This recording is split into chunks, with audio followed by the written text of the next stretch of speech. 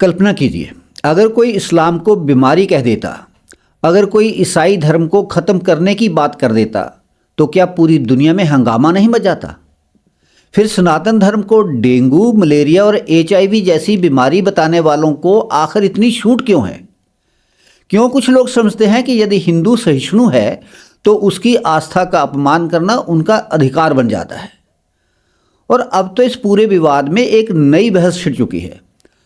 Zoho के founder Shridhar Vembu कह रहे हैं कि तमिलनाडु में सनातन शब्द आम प्रचलन में नहीं है, इसलिए लोगों को उतना गुस्सा समझ ही नहीं आया। लेकिन सवाल यह है, क्या शब्द बदल जाने से सनातन बदल जाता है? क्या रामेश्वरम की धरती सनातन को नहीं जानती? क्या तमिलनाडु के मंदिर, संत और परंपराएं सनातन का हिस्सा नहीं हैं?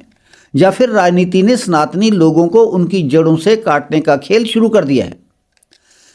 आज इस वीडियो में हम तथ्यों के साथ बात करेंगे और उन लोगों को भी जवाब देंगे जो सनातन को कमजोर समझने की भूल कर रहे हैं। देखिए, उदयनिधि स्टालिन का बयान केवल एक राजनीतिक बयान नहीं था, यह करोड़ों हिंदुओं की आस्था पर सीधा हमला था। उन्होंने सनातन धर्म की तुलना डेंगू, मलेरिया और HIV जैसी घातक बीमारियों से की। अब सोचिए, जिस सनातन ने इस दुनिया को योग दिया, आयुर्वेदा दिया, ध्यान दिया और वसुदेव कुटुंबकम का मंत्र दिया, उसी सनातन को बीमारी कहा जा रहा है। और दुख की बात क्या है, कुछ तथाकथित बुद्धिजीवी इसे फ्रीडम ऑफ स्पीच बताकर सही ठहराने लगते हैं। लेकिन दिल पर हाथ रखकर बोलिए, क्या किसी दूसरे धर्म के बारे में ऐसी भाषा बोलने की हिम्मत ये तथाकथित बुद्धिजीवी कर सकते हैं? नहीं कर सकते, क्योंकि इन तथाकथित बौद्धिक बेईमानों को पता है कि वहाँ से तुरंत प्रतिक्रिया होगी। लेकिन हिंदू समाज को इन्होंने बहुत लंबे समय से सॉफ्ट टारगेट समझ रखा है। अब आते हैं श्रीधर वेम्बू की बात पर।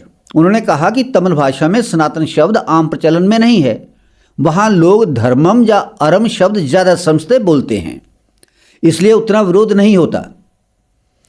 देखिए, भाषा का एंगल अपनी जगह सही हो सकता है, लेकिन यहाँ सबसे बड़ा सवाल शब्द का नहीं बल्कि नियत का है, मानसिकता का है। अगर कोई सनातनम बोले या हिंदू धर्म बोले, मतलब तो वही रहेगा ना भाई। तमिलनाडु की धरती कोई विदेशी संस्कृति की धरती तो नहीं है। वहाँ मदुरई मीनाक्षी मंदिर है, रामेश्वरम है, चिदम्बरम है, मुरुगन की भक्ति है, आदि शंकराचार्य परंपरा का प्रभाव है। वहाँ हर त्यौहार, हर मंदिर, हर परंपरा सनातन की ही आत्मा है। इसलिए ये कहना कि लोगों को समझ नहीं आया, शायद ये पूरी सच्चाई नहीं है। असल खेल दशकों से चल रही उस राजनीति का है जिसने सनातन शब्द को दुश्मन की तरह पेश करने की कोशिश की है दक्षिण भारत में। और यहाँ हमें बहुत स्पष्ट बात करनी होगी, भारत में सामाजिक सुधार की बात करना अलग चीज़ है, कुरीतियों पर चर्चा करना अलग चीज़ है, लेकिन पूरे सनातन धर्म को बीमारी कहना, इसे तो सुधार नहीं कहा जा सकता। ये तो सीधे सीधे नफरत की राजनीति है।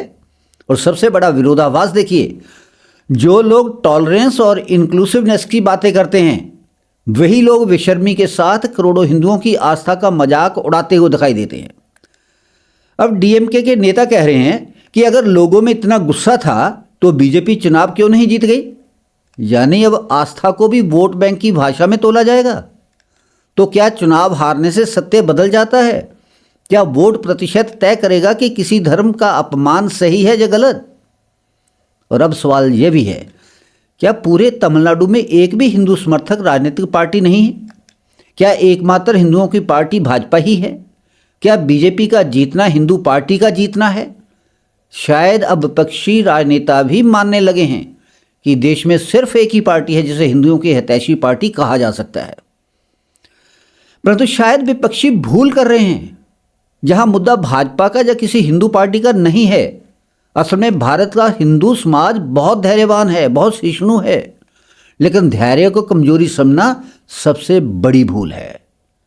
सच्चाई यह है कि सनातन किसी सियासी नेता की देन नहीं है, कोई दूसरा सियासी नेता उसे खत्म नहीं कर सकता।